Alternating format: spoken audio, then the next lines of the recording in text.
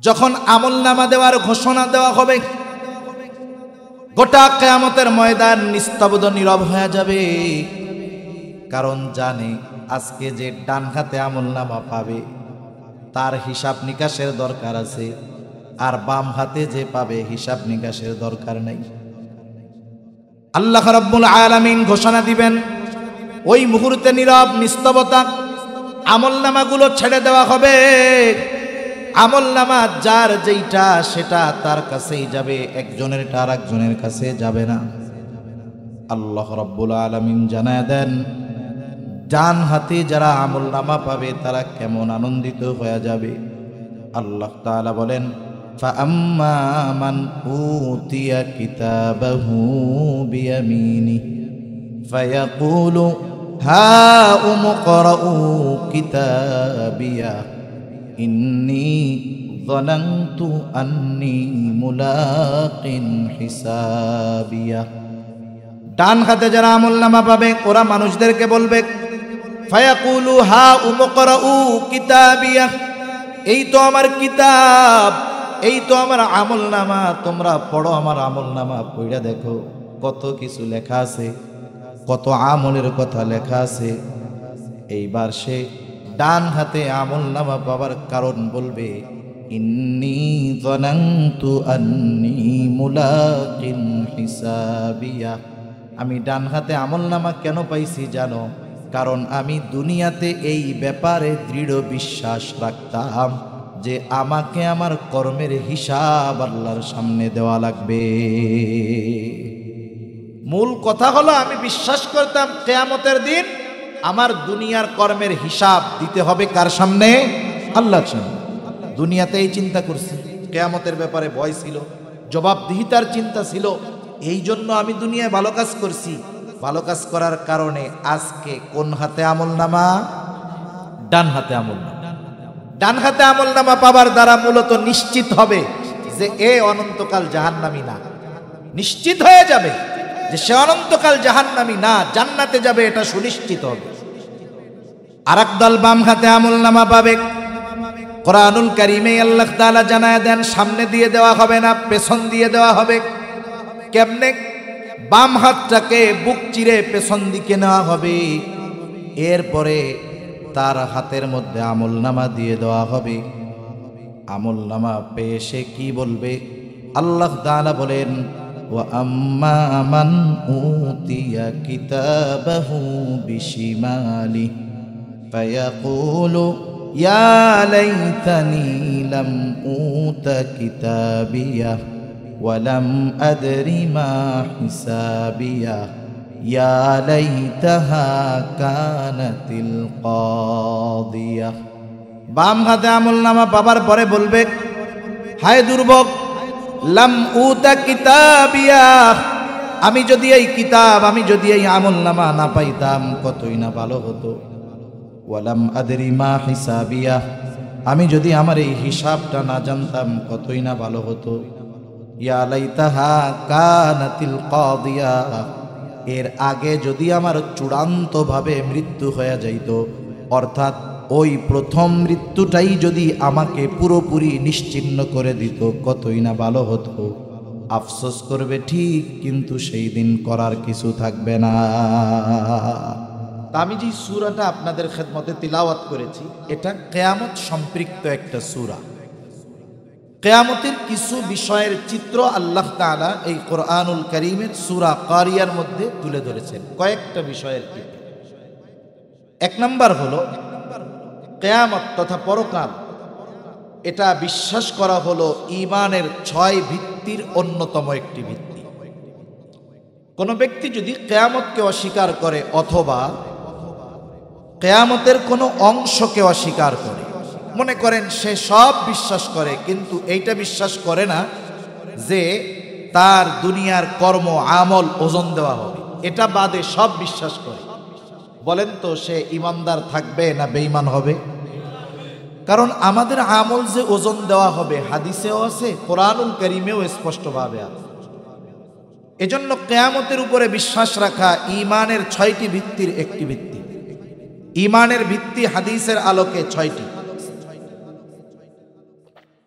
যদিও আমরা ছোটবেলা পড়েছি মক্তবে, আমাদের সময় তো মক্তবগুলো জিন্দা ছিল। এখন তো মক্তব নিহত হয়ে গেছে, নাই বললেই চলে। খুব কম জায়গায় মক্তব আছে। যখন পড়াশোনা শেষ, ছুটি দেওয়ার 10 মিনিট আগে সবাইকে একসাথে বসায়া পড়াইতো, আমানতু বিল্লাহ ওয়া মালাইকাতিহি ওয়া কুতুবিহি ওয়া রুসুলিহি ওয়াল ইয়াউমিল আখিরি ওয়াল কদরি খাইরিহি ওয়া শাররিহি মিনাল্লাহি তাআলা ওয়াল বা'সি বা'দাল মাউত। আমরা ছোটবেলায় মক্তবে পড়েছি আমানতু বিল্লাহ, আমরা পড়েছি, আমরা বলেছি ঈমান এনেছি আল্লাহ তাআলার উপর, ওয়া মালাইকাতিহি ফেরেশতাগণের উপর, ওয়া কুতুবিহি কিতাবসমূহের উপর, ওয়া রুসুলিহি রাসূলগণের উপর, ওয়াল ইয়াউমিল আখিরি কিয়ামতের দিবসের উপর, ওয়াল কদরি খাইরিহি ওয়া শাররিহি মিনাল্লাহি তাআলা, ঈমান এনেছি তাকদীরের সব ভালো মন্দ আল্লাহ তাআলার পক্ষ থেকেই হয়, ওয়াল বা'সি বা'দাল মাউত, মৃত্যুর পরে পুনরায় পুনরুজ্জীবিত হওয়ার উপর। সবাই পড়ছি না আমরা এগুলো? এখানে যদিও 7টা কথা আছে, 7টা বাক্য, কিন্তু 5 নম্বর আর 7 নম্বরটা হলো 2 in 1। ওয়াল ইয়াউমিল আখিরি ওয়াল বা'সি বা'দাল মাউত, এই দুটো মূলত একটা বাক্যের মধ্যেই। এই হিসাবে বাক্য হয় 6টা। হাদিসের মধ্যেও আসছে ঈমানের ভিত্তি হলো 6টা। কেউ যদি এই 6টা ভিত্তি থেকে একটাকে অস্বীকার করে অথবা ওই একটার কোনো একটা অংশকে অস্বীকার করে, নিঃসন্দেহে সে বেঈমান, সে ঈমানদার হতে পারবে না। তাহলে কিয়ামতের উপরে তথা পরকালের উপরে, মৃত্যু থেকে নিয়ে একেবারে এরপরে যা কিছু আছে সব কিছুর উপরে বিশ্বাস রাখতেই হবে। কারণ পরকাল তথা কিয়ামতের উপরে যার যত বিশ্বাস দৃঢ়, দুনিয়ার আমল তার তত সুন্দর। পরকালের ব্যাপারে যার বিশ্বাস যত গভীর, দুনিয়ার মধ্যে তার কর্ম তত সুন্দর, তার আমল তত সুন্দর।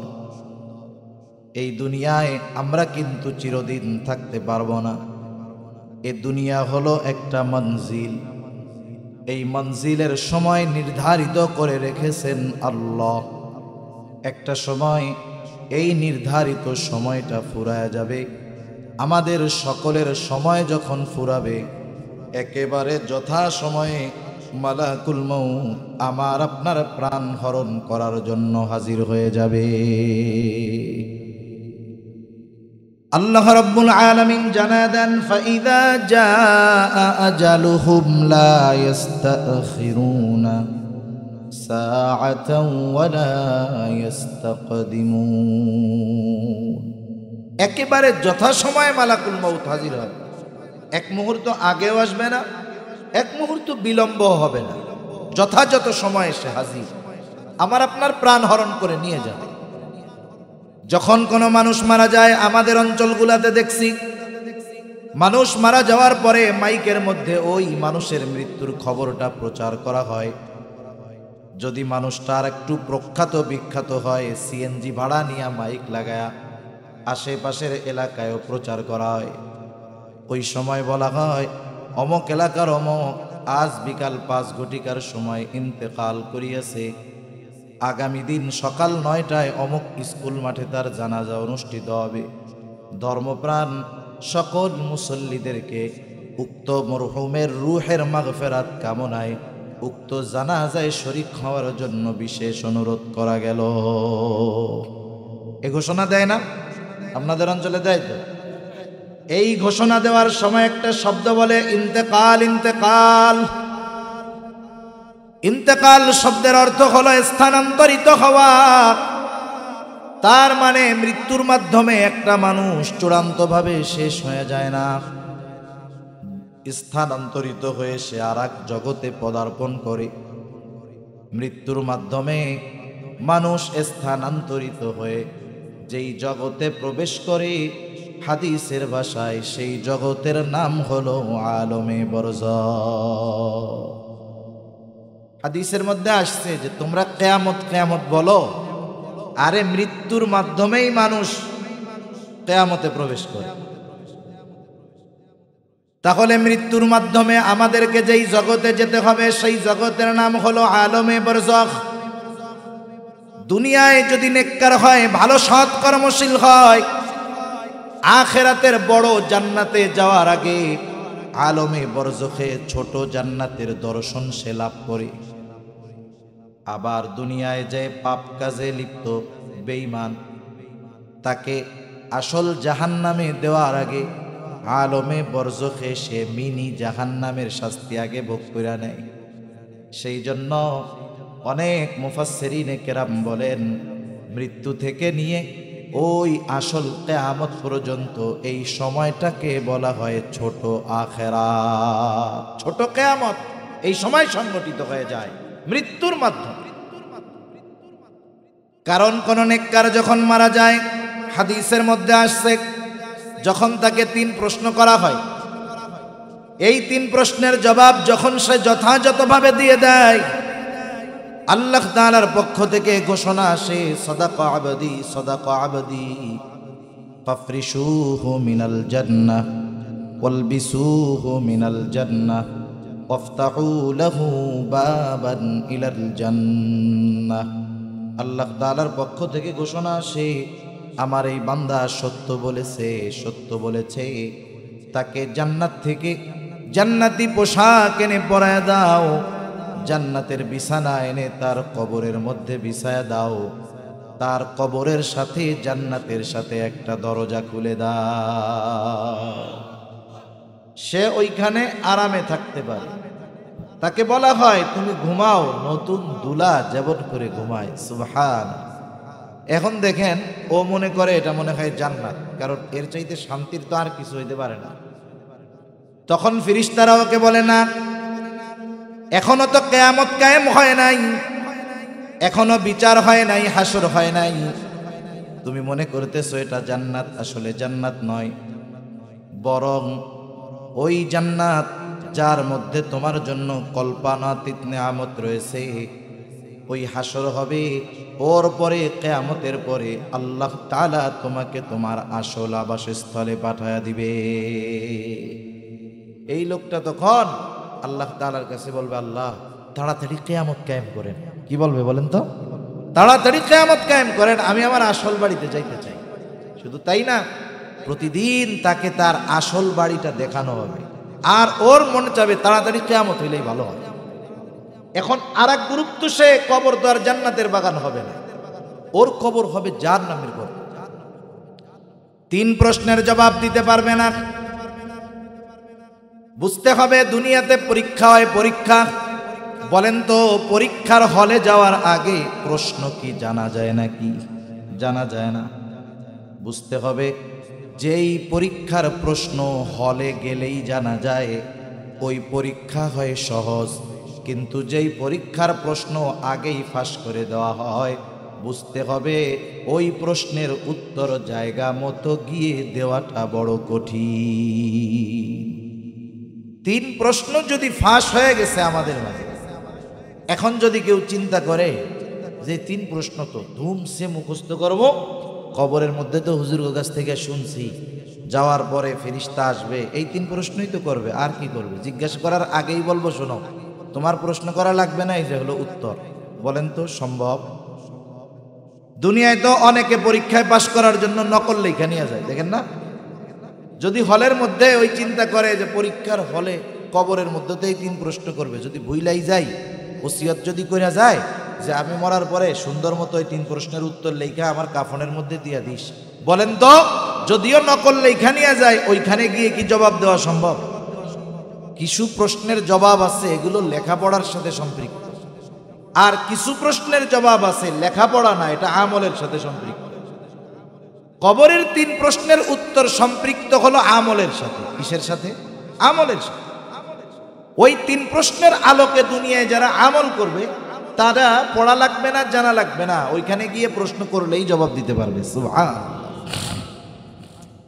যখন প্রশ্ন করা হবে মার রব্বুক, তোমার রব কে, ওমা দীনুক, তোমার দিন কি, নবীজিকে দেখায় বলা হবে মা হাদার রাজুলুল্লাযী বুইসা ফীকুম, এই ব্যক্তিকে যাকে তোমাদের কাছে প্রেরণ করা হয়েছিল। যে জবাব দিল তার অবস্থা তো জানলাম, কিন্তু যে জবাব দিতে পারবে না সে বলবে লা আদরি, আমি কিছুই জানি না। আল্লাহ তাআলার পক্ষ থেকে ঘোষণা আসবে কাযাবা আবদি কাযাবা আবদি ফাফরিশুহু মিনান নার ওয়ালবিসুহু মিনান নার ওয়াফতাহু লাহু বাবান ইলান নার। আল্লাহর নবী জানায় দেন, ঘোষণাকারী ঘোষণা দিবে আমার এই বান্দা মিথ্যা বলেছে, মিথ্যা বলেছে, জাহান্নাম থেকে আগুনের পোশাক এনে একে পরায় দাও, জাহান্নাম থেকে আগুনের বিছানা এনে বিছায় দাও, এবং তার কবরের সাথে জাহান্নামের সাথে একটা দরজা খুলে দাও। আরো হরেক রকমের শাস্তি কবরে আছে, এগুলো বলার মতো সময় আমার নাই। যে কথা বোঝানোর জন্য বলতেছি যে কিয়ামত তো ছোটটা শুরু হয়ে গেছে, এখন ওই শাস্তির তীব্রতা এত বেশি, ও মনে করবে যে এর চাইতে কঠিন শাস্তি আর হইতে পারে না, এটাই মনে হয় জাহান্নাম। ও কি মনে করবে? এটাই মনে হয় জাহান্নাম। ফেরেশতারা ওকে জানাবে না, এটা জাহান্নাম না, বরং এর তুলনায় কল্পনাতীত শাস্তি আল্লাহ তাআলা জাহান্নামে তোমার জন্য প্রস্তুত করে রাখছে। এইবার ও প্রচন্ড ভীতবহবল হয়ে যাবে, ভীত সন্ত্রস্ত হয়ে যাবে, আল্লাহ তাআলার কাছে ফরিয়াদ করবে আর বলবে আল্লাহ, কিয়ামত যেন কখনোই কায়েম না হয়, কিয়ামত যেন কখনোই কায়েম না হয়। চিন্তা করে দেখেন, ওই প্রচন্ড শাস্তির মধ্যে থেকে শুধুমাত্র কিয়ামতের কথা শুনে এতটা তারা ভীত হয়ে যাবে, ওরা ওই আযাবের মধ্যে থাকা অবস্থায় মনে করবে আরামেই আছি। কিয়ামতের কঠোরতা, ভয়াবহতা কত বেশি। একটা সময় আলমে বরজখে অবস্থান আমাদের সকলের শেষ হয়ে যাবে। আলমে বরজখে আমরা দীর্ঘকাল থাকব, তবে অনন্তকাল নয়। কোরআন হাদিসের আলোকে এতটুকু বোঝা যায়, যেই ব্যক্তি সর্বশেষ সেও কমপক্ষে 40,000 বছর আলমে বরজখে থাকবে। কমপক্ষে কত বছর? 40,000 বছর। আল্লাহ রাব্বুল আলামিন কোরআনুল কারীমের মধ্যে জানায় দেন, وَنُفِخَ فِي الصُّورِ فَصَعِقَ مَنْ فِي السَّمَاوَاتِ وَمَنْ فِي الْأَرْضِ إِلَّا مَنْ شَاءَ اللَّهُ ثُمَّ نُفِخَ فِيهِ أُخْرَى فَإِذَا هُمْ قِيَامٌ يَنْظُرُونَ। আল্লাহ রাব্বুল আলামিন জানায় দেন, এখানে 2টা সিংহায় ফুৎকারের কথা আসছে। প্রথমবার সিংহায় ফুৎকারের মাধ্যমে কি হবে আল্লাহ তাআলা বলেন, ফাসাইকা মান ফিস সামাওয়াতি ওয়া মান ফিল আরদ ইল্লা মান শাআল্লাহ। প্রথমবার সিংহায় ফুৎকারের মাধ্যমে আসমান জমিনের মাঝে যত প্রাণী আছে, যত প্রাণ আছে, আল্লাহ তাআলা যা চান, যেগুলো চান সেগুলো ছাড়া সব প্রাণী প্রাণ সিংহায় ফুৎকারের আওয়াজে অজ্ঞান হয়ে যাবে। মুফাসসিরিনে কেরাম বলেন, ওই বিকট আওয়াজে প্রথম তারা অজ্ঞান হবে, এরপরে মৃত্যু ঘটবে, সর্বশেষ মানুষটাও দুনিয়া থেকে ইন্তেকাল করবে। এর মধ্যে অতিবাহিত হয়ে যাবে কমপক্ষে 40,000 বছর। দ্বিতীয়বার ইসরাফিল আলাইহিস সালাতু ওয়াস সালাম পুনরুত্থান দিবস তথা ওই কিয়ামতের জন্য আবার সিংহায় ফুৎকার দিবে। একটা দিয়া শেষ, এর মধ্যে বিরতি, আরেকটা দিয়ে হবে বড় কিয়ামতের শুরু। কথা বুঝতেছেন? পরিস্থিতি কি হবে তখন? আল কারিয়া, মহাপ্রলয়, ঠকঠককারী, এইরকম কয়েকটা শব্দের দ্বারা আল্লাহ তাআলা কিয়ামত শব্দই বুঝিয়েছেন। যেমন ইদা ওয়াকাআতিল ওয়াকিআ, আল হাক্কা, মহাসত্য, এটার দ্বারা উদ্দেশ্য কিয়ামত। সাখা, ফাইদা জাআতিস সাখা, এই যে কর্ণ বিদারণকারী আওয়াজ, এগুলোর দ্বারা উদ্দেশ্য কিয়ামত। আল্লাহ সুবহানাহু ওয়া তাআলা বুঝাচ্ছেন যে কিয়ামতের আগে ভীত বহবল হবে মানুষ, বিকট আওয়াজ হবে, প্রচন্ড ঠক ঠক করা আওয়াজ হবে। এর মূল অর্থ হলো ঠক ঠককারী, দরজায় খুব জোরে কষাঘাতকারী এমন আওয়াজ। অনেক সময় দেখেন না, যখন আমরা আকাশে মেঘের আওয়াজ হয়, এত জোরে আওয়াজ হয় যে একজন সাধারণ মানুষও ওই আওয়াজের পরে পরাণ ভয়ে কাঁপতে থাকে, হয় কি হয় না? কিয়ামতের আগে সিংগায় ফুৎকারের মাধ্যমে, এই বিকট আওয়াজের মাধ্যমে আমাদেরকে কিয়ামতের জন্য প্রস্তুত করা হবে। সিংগায় ফুৎকার প্রথমটা হোক আর দ্বিতীয়টা হোক। দ্বিতীয়বার সিংগায় ফুৎকার দিবে ইসরাফিল আলাইহিস সালাম। তখনের অবস্থা কি? আল্লাহ তাআলা বলেন, সুম্মা নুফিখা ফীহি উখরা ফাইদা হুম কিয়ামুন ইয়ানদুরুন। অতঃপর পুনরায় যখন আবার সিংগায় ফুৎকার দেওয়া হবে, প্রত্যেকের অবস্থান স্থল থেকে উঠে দাঁড়ায়া যাবে। মানুষের অবস্থা কি? ওই আওয়াজটা এত বিকট হবে, মানুষেরা ভীত সন্ত্রস্ত হয়ে যাবে। আল্লাহ তাআলা এই কথাগুলোর দ্বারা বারবার আমাদেরকে কিয়ামতের ভয়াবহতার কথা স্মরণ করায় দেন। আল্লাহ তাআলা বলেন, আল কারিয়াহ মাল কারিয়াহ ওয়া মা আদরাকা মাল কারিয়াহ। পরপর 3 আয়াতেই আল্লাহ তাআলা কারিয়া শব্দটাকে এনেছেন। কারণ কি? কারণ হলো, যখন কোনো বিষয়ের অতি গুরুত্ব কেউ বোঝাতে চায়, একটা শব্দ সে বারবার ব্যবহার করে, একটা কথা সে বারবার বলে।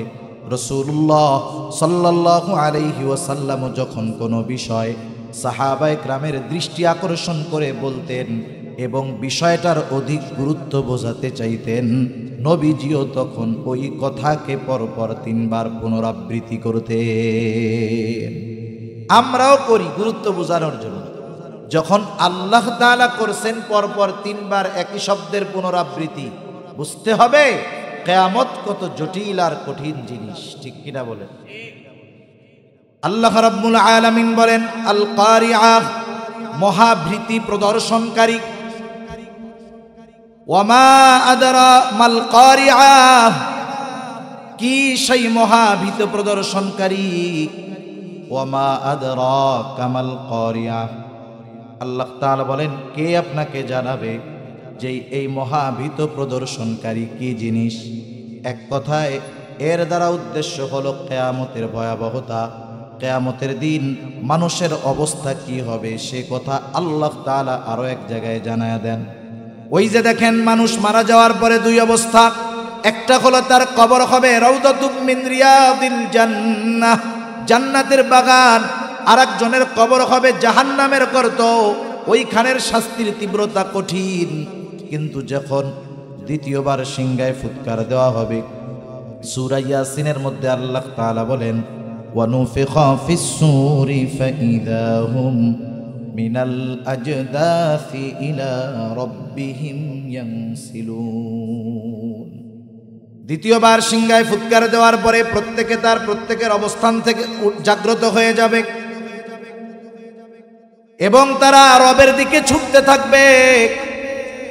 এমন ভীতবহবল থাকবে, চিন্তিত থাকবে। রাসূলুল্লাহ সাল্লাল্লাহু আলাইহি ওয়াসাল্লাম বলেন, কিয়ামতের দিন সবাই বিবস্ত্র অবস্থায় উঠবে, বস্ত্রহীন অবস্থায় উঠবে।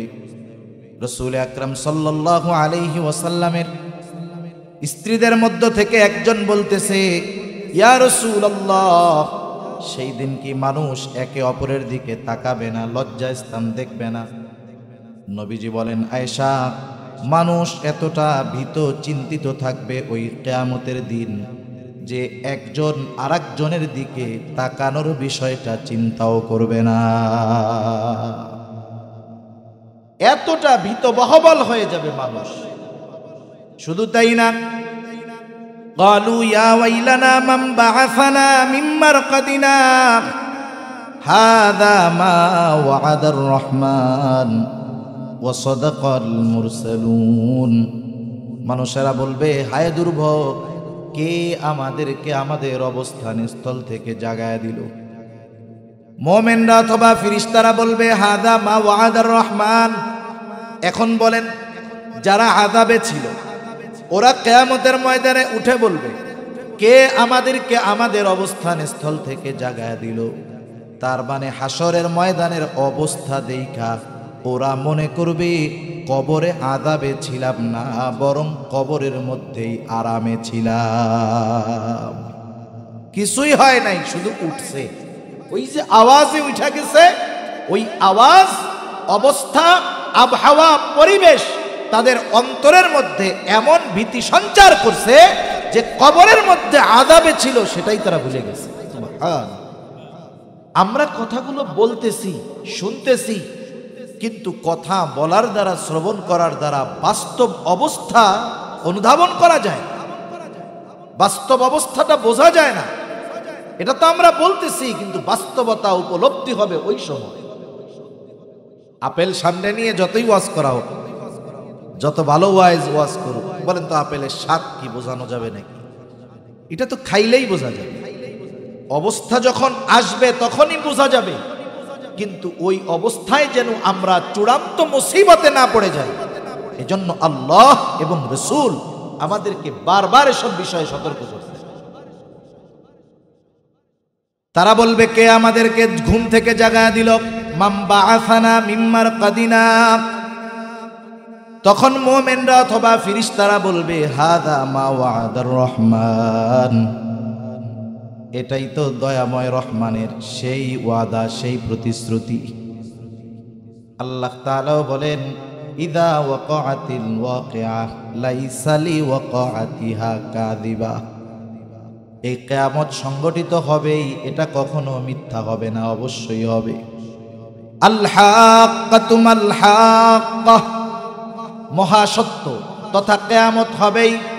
আপনি কি জানেন সেই মহাসত্য কি? ওয়ামা আদরাকা মাল হাক্কাহ, আপনাকে কে জানাবে সেই মহাসত্য কি? এটাকে অস্বীকার করার সুযোগ নাই। এটাকে অস্বীকার করেছিল কারা? কাযযাবাত সামুদ ওয়া আদুম বিল কারিআ। এই আদ সামুদ গোত্র এরা কিয়ামতকে অস্বীকার করেছিল। আল্লাহ তাআলা এই কারণে একটা গোত্রকে বিকট আওয়াজ দিয়ে আল্লাহ শেষ করে দিয়েছে, আর একটা গোত্রকে আল্লাহ প্রচণ্ড ঝড়ো আবহাওয়া, ঠান্ডা বাতাস দিয়ে শেষ করে দিয়েছে। এই মহাসত্য প্রতিষ্ঠিত হবেই, বারবার আল্লাহ তাআলা জানায়া দিচ্ছে। কোরআনুল কারীমে আল্লাহ তাআলা ওয়াদা দিছে এই দিবসের। এটা সেই দিবস, শুধু তাই না, এই দিবসের কথা আরে নামাজে প্রত্যেক রাকাতে তোমাদেরকে স্মরণ করা দেওয়া হয়েছে। আমরা যখন সূরা ফাতিহা পড়ি, ইমামের পেছনে যখন পড়ি, ইমামের কেরাত, মুসল্লির কেরাত, একা যখন পড়ি, নিজে পড়ি, সূরা ফাতিহা পড়াই লাগে। ইমাম পড়ুক আর নিজে যখন পড়ি, নিজে পড়ি। সূরা ফাতিহার মধ্যে বলি মালিকি ইয়াউমিদ্দিন, বিচার দিবসের মালিক কে? একটু জোরে বলেন। স্মরণ করা দিয়েছে আল্লাহ, বান্দা শোনো, দুনিয়ায় তো আসো, যাই করো না কেন সব কিছুর কিন্তু বিচার হবে ওই কিয়ামতের দিবসে, এবং ওই দিবসের একচ্ছত্র আধিপত্য হবে আমি আল্লাহর। বিভিন্নভাবে স্মরণ করা দেওয়া হয়েছে, ওরা ওই কথা বলবে, মুমিনরা অথবা ফেরেশতারা।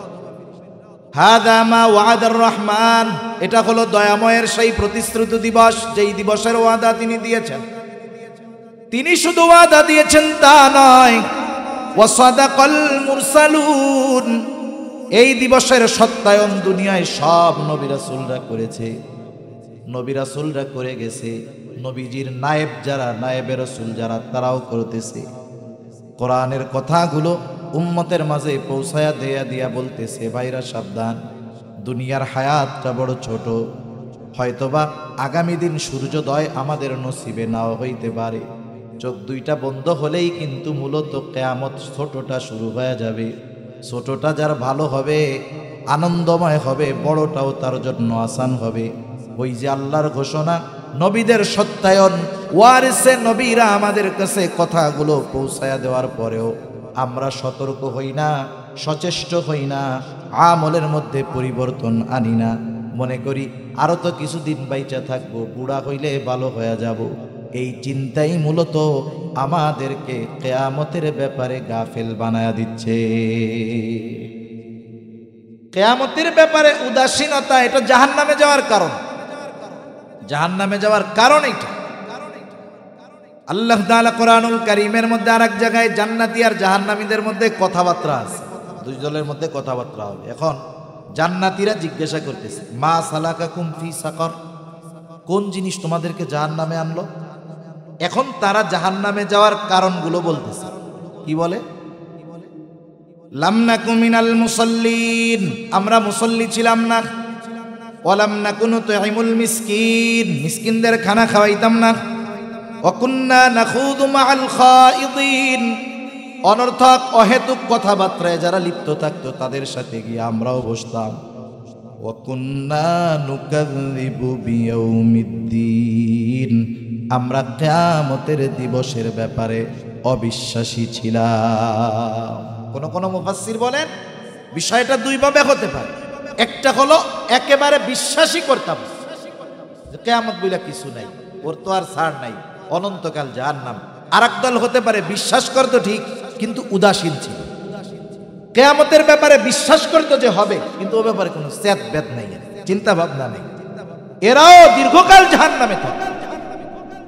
তাহলে চিন্তা করে দেখেন, ওই কঠিন মুসিবতের দিন মানুষেরা যখন উঠবে, প্রচন্ড রকমের ভীত সন্ত্রস্ত হয়ে যাবে, বিক্ষিপ্ত পঙ্গপালের ন্যায় ছুটতে থাকবে। আল্লাহ তাআলা সেই কথাই বলেন, ইয়াউমা ইয়াকুনুন নাসু কাল ফারাশিল মাবথুস, বিক্ষিপ্ত পঙ্গপালের ন্যায় মানুষ ছুটতে থাকবে। হাসরের ময়দানে সবাই উঠে দৌড়াবে। একদিন অবস্থা কি? বলবে হায় রে, কি হচ্ছে এগুলো? আল্লাহ তাআলা সূরা জিলজালের মধ্যে বলেন, যখন জমিন তার মধ্যে অবস্থিত সব ভারী জিনিসগুলো উদ্গীরণ করে দিবে। মুফাসসিরিনে কেরাম বলেন এটা হতে পারে মানুষের দেহ লাশ, হতে পারে দুনিয়ার জমিনের নিচে সেই খনিজ পদার্থগুলো, স্বর্ণের খনি, যা দামি দামি জিনিস আছে উদ্গীরণ করে দিবে। মানুষ দেখবে আর কি বলবে? ওয়াকালাল ইনসানু মা লাহা, হায় রে এগুলো কি? এগুলোর জন্যই তো দুনিয়া শেষ করলাম, এগুলোর জন্যই তো আমরা দুনিয়ায় মারামারি হানাহানি করলাম, আর আখিরাতের জন্য কিছুই সঞ্চয় করার সুযোগ পাইলাম না। মানুষেরা বিক্ষিপ্ত পঙ্গপালের ন্যায় ছুটতে থাকবে। ওই দিবসের আর এক নাম হলো ইয়াউমুল হাসর, একত্রিতকরণ দিবস। ওই দিবসের এক নাম হলো ইয়াউমুল জাযা, প্রতিদান দিবস। এগুলো সব কিয়ামতের দিবসের নাম। প্রতিদান দিবস কেন? আল্লাহ তাআলা কোরআনুল কারীমের মধ্যে বলেন, ওয়া ইন্নামা তুওয়াফাউনা উজুরাকুম ইয়াউমাল কিয়ামাহ ফামান যুহজিহা আনিন নারি ওয়া উদখিলাল জান্নাতা ফাকাদ ফাজ। আল্লাহ তাআলা বলেন, কিয়ামতের দিন মানুষকে তার কর্মের পূর্ণ প্রতিদান দেওয়া হবে। তার মানে কিয়ামতের দিন মানুষ দুনিয়ায় যেই আমল করেছে, যেই কর্ম করেছে, দুনিয়ার আমলের পূর্ণ প্রতিদান দেওয়া হবে কিয়ামতে। সেজন্য মনে রাখতে হবে, দুনিয়ায় যে যত ভালো কাজ করুক না কেন, ভালো কাজের কিছু প্রতিদান হয়তো দুনিয়ায় পায়, কিন্তু পূর্ণ প্রতিদান পায় না। পূর্ণ প্রতিদান দিবেন আল্লাহ কিয়ামতে। দুনিয়ায় যে যত পাপের কাজ করুক, যত অন্যায় জুলুম অবিচার করুক না কেন, দুনিয়াতে তার পাপের পূর্ণ প্রতিদান তাকে দেওয়া হয় না, হয়তো মাঝে মধ্যে হালকা পাতলা দেওয়া হয়, কিন্তু পাপের পূর্ণ প্রতিদান দেওয়া হবে কিয়ামতের দিন। আল্লাহ তাআলা বলেন, সেই দিন যাকে আগুন থেকে বাঁচানো হবে তথা জাহান্নাম থেকে বাঁচায়া জান্নাতে প্রবেশ করানো হবে। আল্লাহ তাআলা বলেন, ফাকাদ ফাজ, সেই হয়ে যাবে সফলকার। আল্লাহ তাআলা বলেন, খাফিদাতুর রাফিয়া, ওই দিন কেউ সম্মানিত হবে, উঁচু হবে, আর কেউ অসম্মানিত হবে, একেবারে নিচু হয়ে যাবে সে। ওই দিবসটা সেই দিবস। ওই দিবসের এক নাম হলো ইয়াউমুল হাসর, একত্রিতকরণ দিবস। সব মানুষ বিক্ষিপ্ত পঙ্গপালের ন্যায় ছুটে এক জায়গায় একত্রিত হবে, জমা হয়ে যাবে। আমরা গ্রামে আগে দেখছি ছোটবেলায়, এখন তো কারেন্ট আছে, মাঝে মধ্যে দেখা যায় যেই সব অঞ্চলে কৃষি কাজ হয় বেশি, ধান টান হয় বেশি, দেখবেন যখন ওই সময় ধানের সিজনে, ফসলের সিজনে কোথাও যদি কোনো লাইট জ্বালানো হয়, লাইট, বলেন তো কি হয় তখন? আলো দেখা চারদিক দিয়া পোক একেবারে উড়াই সেই জায়গা জমা হয়। ওই দিন কিয়ামতের দিন সবাইকে আল্লাহ তাআলা এক জায়গায় একত্রিত করবে। মুফাসসিরিনে কেরাম বলেন জায়গাটা হবে কোথায়? ওই যে ইসরায়েলিরা যেই সব এলাকায় এখন বোমা মারতেছে ওই জায়গায়, শাম, ওখানে কিয়ামত হবে। শাম বলতে শুধু সিরিয়া উদ্দেশ্য নয়, আমরা তো বর্তমান দুনিয়ায় বর্ডার দিয়া, তার কাটা দিয়া আমরা এখন দেশ বিভক্ত করে ফেলেছি। আল্লাহর জমিন, গোটা জমিনের মালিক হলেন আল্লাহ। এই জমিনকে বিভক্ত করেছি আমরা, সীমানার কাঁটাতার বেড়া দিয়ে অপর মুমিনকে জালেমের হাতে মাজলুম হওয়ার জন্য তুলে দিয়েছি আমরা, ঠিক কিনা বলেন? আজকে যদি গোটা দুনিয়ায় ওই সীমানার কাঁটাতারের বেড়া না থাকতো, তাহলে আমরা গিয়েও তাদের সাহায্য করতে পারতাম, তারাও বিপদে হিজরত করে বাঁচতে পারতো, ঠিক কিনা বলেন? আল্লাহ তাআলা সবাইকে ওই রকম একত্রিত করবে এক জায়গায়, ইয়াউমুল হাসর, একত্রিতকরণ দিবস। সেই দিন কি হবে? অবস্থা এত ভয়াবহ হবে।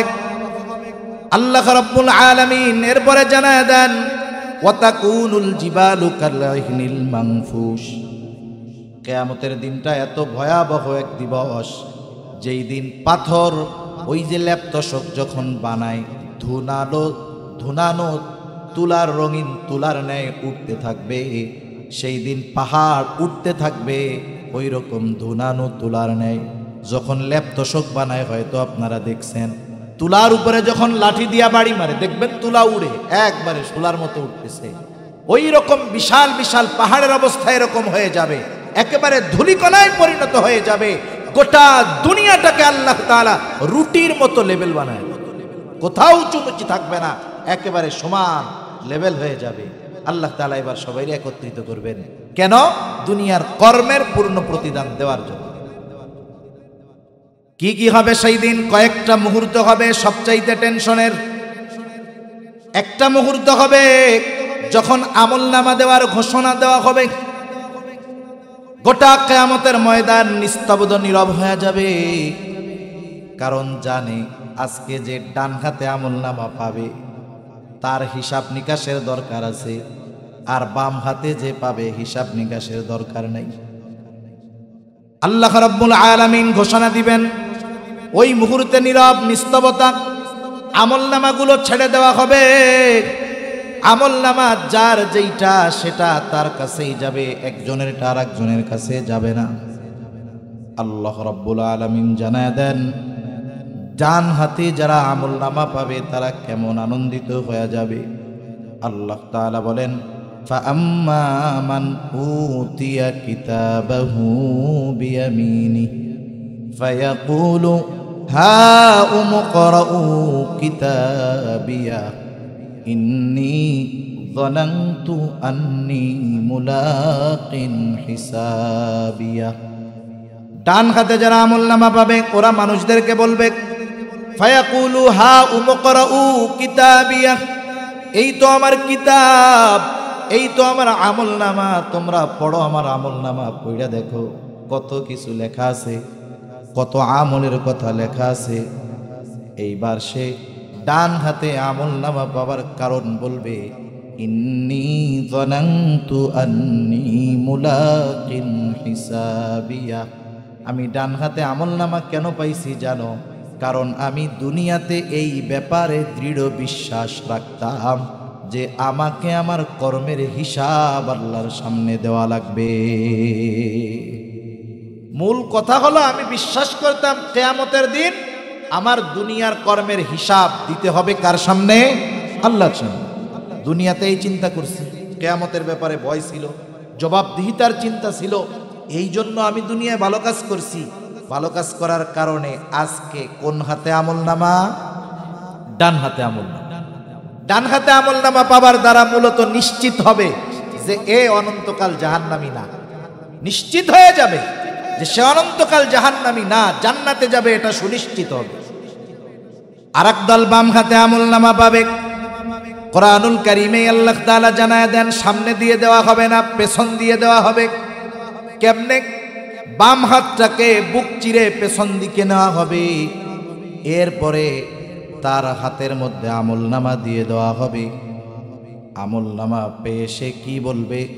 আল্লাহ তাআলা বলেন, ওয়া আম্মা মান উতিয়া কিতাবাহু বিশিমালি ফায়াকুলু ইয়া লাইতানি লাম উতা কিতাবিয়া ওয়া লাম আদরি মা হিসাবিয়া ইয়া লাইতাহা কানাতিল কাদিয়া।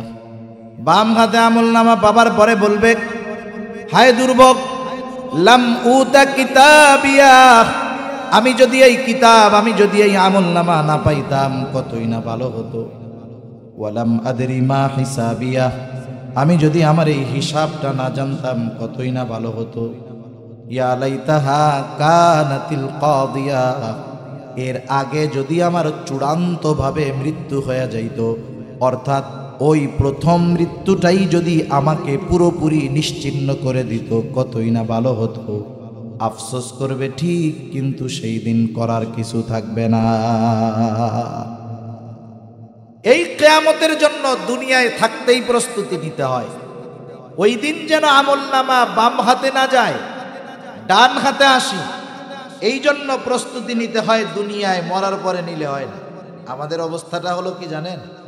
অধিকাংশ মানুষের ক্ষেত্রে ও দুনিয়ায় থাকতে অপরাধ, গোনা, পাপাচার যা করে করুক, ও পাপ টাপ কইরা মরে, এরপরে ওর পোলাপান আত্মীয় স্বজন চিন্তা করে মিলাদ টিলাদ দিয়া ওনার একটু জান্নাতে পৌঁছাইয়া দিই। এত সহজ নাকি?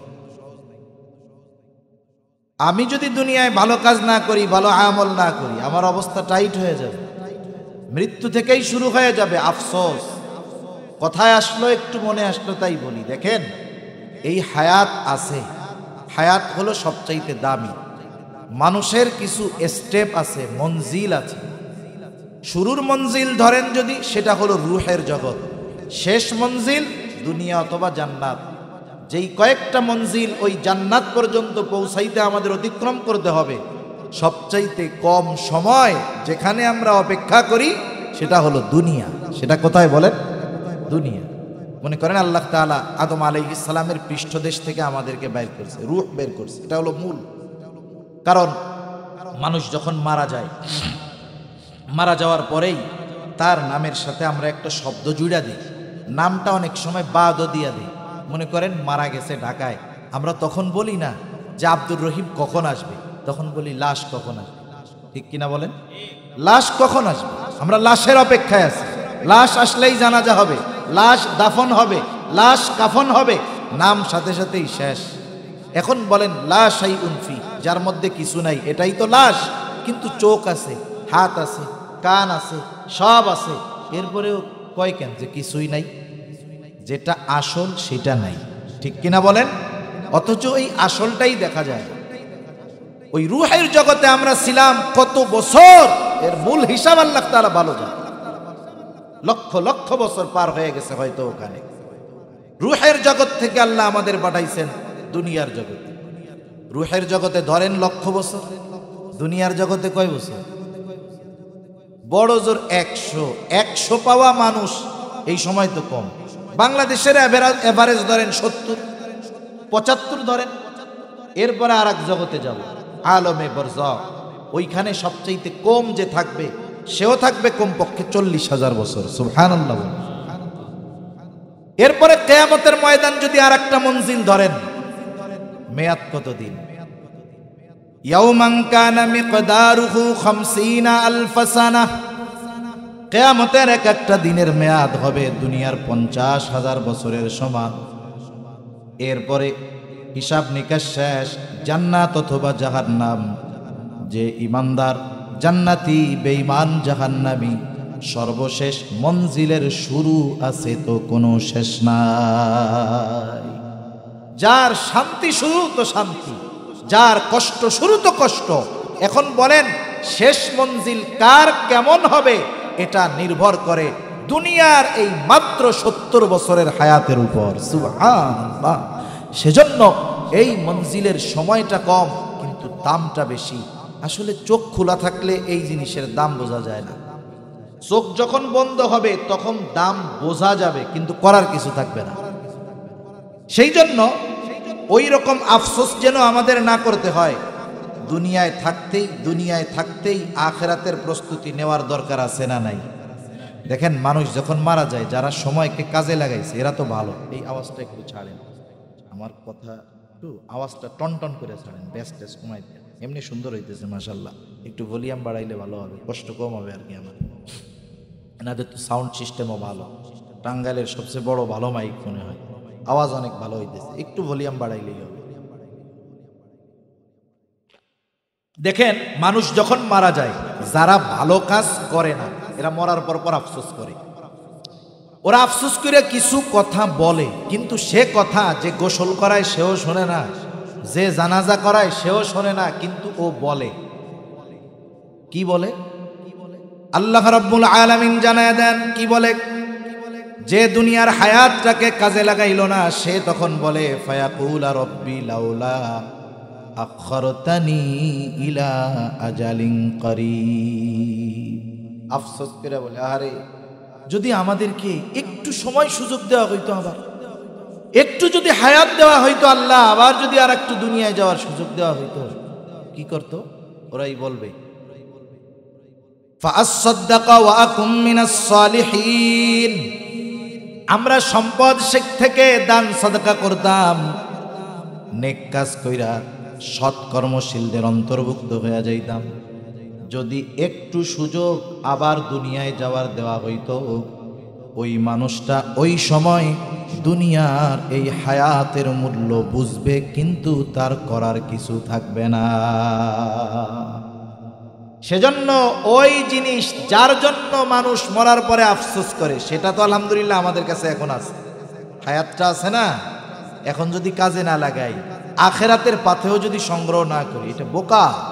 নবীজি বলেন, তোমরা তো ভাবো চালাক, যে অল্প দিনে টাকা পয়সা ধন দৌলত উপার্জন করছে, এটা তোমরা ভাবো মনে হয় খুব চালাক। আসলে ও চালাক না। চালাক হলো কে? চালাক হলো সে যে অল্প দিনের দুনিয়ারে কাজে লাগাইয়া অনন্তকালের জান্নাতের মালিক হয়ে যায়। সুবহানাল্লাহ। ওই দিন আমাদের আমলনামা আমাদের কাছে পৌঁছায়া দিবেন আল্লাহ। ডান হাতে আমলনামা পাইলে সফল, বাম হাতে আমলনামা পাইলে সে চূড়ান্ত পর্যায়ের ব্যর্থ। যেই সময়গুলোতে হাসরের ময়দানে মানুষেরা সবচাইতে চিন্তিত থাকবে, এর একটা সময় হলো এটা। এরপরে আল্লাহ তাআলা সূরা কারিয়ার মধ্যেও বলেন, মা মান ফাকুলাত মাওয়াজিনু ফাহুয়া ফি ঈশাতিন রাদিয়া। আর একটা সময় মানুষ সবচাইতে চিন্তিত থাকবে, ভীত থাকবে। কোন সময়? যখন তার আমলকে ওজন দেওয়া হবে।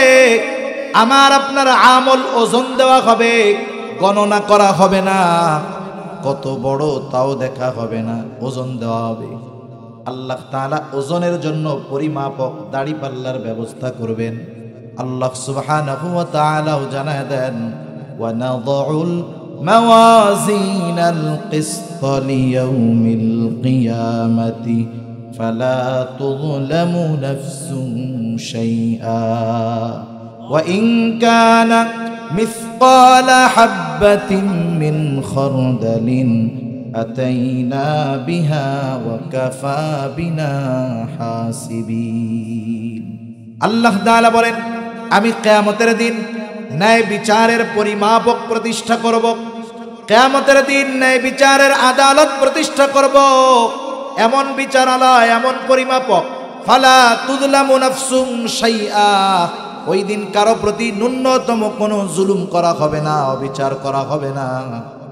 বরং দুনিয়াতে কেউ যদি সরিষা দানা পরিমাণ কোনো আমল করে থাকে, আল্লাহ তাআলা বলেন ওই আমলটাকেও আমি আল্লাহ হাজির করব। হাজির করা হবে, আল্লাহ হিসাব নেবেন, ওজন করবে।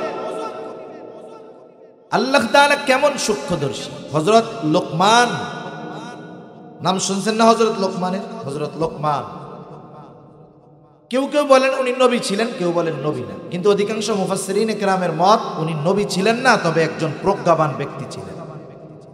যাই হোক, ওই আল্লাহর বান্দা হযরত লোকমান আলাইহিস সালাম, উনি ওনার সন্তানদের কিছু উপদেশ দিয়েছেন, খুব গুরুত্বপূর্ণ উপদেশ, যেগুলো আল্লাহ তাআলা তার কাছে এত পছন্দনীয় হয়েছে, হযরত লোকমানের নামে একটা সূরা নাজিল করে হযরত লোকমান তার সন্তানদের যেই উপদেশগুলো দিছে ওই উপদেশগুলো আল্লাহ তাআলা ওই জায়গায় আমাদের জন্য নাজিল করেছেন। সুবহানাল্লাহ।